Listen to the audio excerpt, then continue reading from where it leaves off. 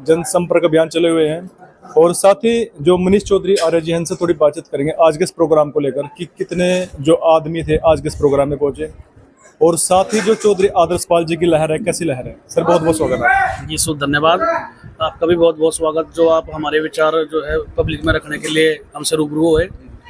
आज जैसा कि 2 अक्टूबर है, महात्मा गांधी जी का भी जन्मदिन है और लाल बहादुर शास्त्री जी का भी जन्मदिन है और मैं सभी अपने जो आपके व्यूवर्स हैं और जो मेरे मित्र संबंधी जो भी वीडियो देख रहे हैं सबको शुभकामनाएं देता हूं। और आज हमारे यहाँ पे चौधरी आदर्शपाल जी का कार्यक्रम था और वैसे कार्यक्रम आपने देखा भी है भाई, कहीं भी पूरे घेर के अंदर कहीं भी पैर रखने की जगह नहीं थी। तो लोगों के अंदर एक उत्साह है, एक खुशी है, एक उमंग है भी आदर्शपाल जैसा नेता जो है हमारे विधानसभा क्षेत्र जगाधरी के लिए एमएलए के रूप में जो है मनोनीत होने वाले हैं, तो चुने जाने वाले हैं। तो बस मैं तो यही कहना चाहूँगा सभी भाइयों का, रिश्तेदारों का और सभी जो अपने मित्र मंडल हैं और गांव वाले हैं सभी का सहयोग रहा, मैं उनका भी सभी का धन्यवाद करता हूँ। रही बात आदर्शपाल जी की, आदर्शपाल जी अभी एक सरपंच भी नहीं है, ठीक है जी। और हमें कुछ बीच में ऐसे काम हुए हमारे जो जहां हम मतलब सब जगह घूम चुके थे, किसी ने हमारे कोई काम नहीं की।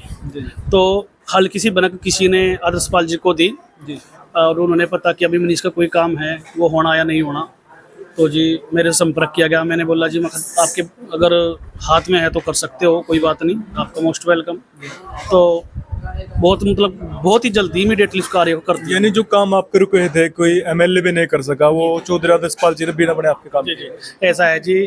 काफ़ी लड़कों के फ़ोन आते थे मेरे पास, भाई जो है आप सत्तारूढ़ पार्टी के साथ जुड़े हो, हमारी कोई मोटरसाइकिल पकड़ी गई, हमारे साथ यहाँ थाने में फ़ोन करना, हमारे साथ मारपीट होगी, उनको बोलना ये हो गया वो हो गया, कहीं से मोटर चोरी होगी, कहीं से मोटर का जो सामान उठा लिया, अब थाने में चलो ये करो।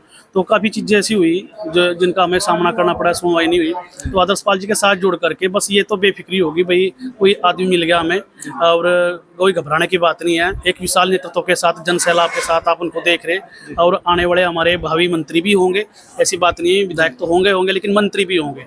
तो जब अभी से इनका कार्य करने का रुतबा ऐसा है, यदि ये किसी पद पर जाते हैं तो फिर तो बहुत ही बढ़िया होगा। फिर तो मनीष जी एक मिनट ये बताइए, आप लगातार जैसे कि यमुनानगर जिला एक अपराध का अड्डा बन चुका है, आज बहुत से अपराध यहाँ पर होते हैं, छोटे छोटे बच्चों के भी रेप होते हैं, स्मैक का धंधा फल फूल रहा है। अगर चौधरी आदर्शपाल जी को मौका मिलता है तो आपको लगता है कि इस पर रोक लगेगी?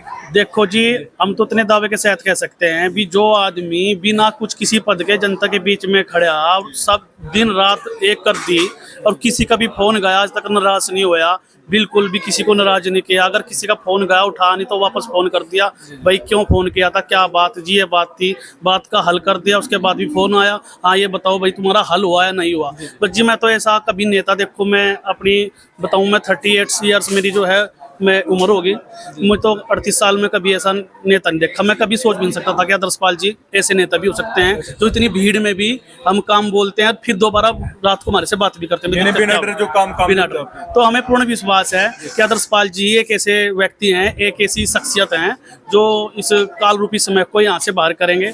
और हमारे क्षेत्र में स्मैक ने मतलब एक ऐसा अपनी परछाई डाल दी, उसमें बहुत घर जो है बेघर हो गए लड़के, घर उनके उजड़ गए, केले बच्चे थे, केले उनकी माएँ, उनके बाप और पिता भाई सब मतलब जो है परेशानी में हैं। तो सरकार चाहती तो उस पर बहुत अंकुश लग सकता था, ऐसा नहीं है, सरकार मालिक होती है, मंत्री जी भी मालिक हैं, ऐसी कोई बात नहीं है। लेकिन ये ना हुआ तो सीधा तो नहीं कह सकते, लेकिन अफसोस है हमें कि ये कहते भी हमारी कोई सुनता नहीं, एसपी नहीं सुनता, ये नहीं सुनता, वो नहीं सुनता। तो कहीं ना कहीं इसमें ढील है। अब सीधा तो हम ये कह नहीं सकते भी ढील क्यों है, क्या है। देखो कैमरे पर बोलना ठीक नहीं रहेगा, लेकिन आदर्शपाल जी से ये मतलब ये आशा है कि बिल्कुल इसका समूल नष्ट करेंगे आदर्शपाल जी। और हमारी बात हो भी गई, ठीक है जी, जहाँ जहाँ जो दिखते हैं हमने उन एरिया को चिन्हित भी कर लिया और आदर्शपाल जी को ज्ञापन भी सौंप दिया। चलो बहुत बहुत धन्यवाद मनीष चौधरी जी, आर्य जी।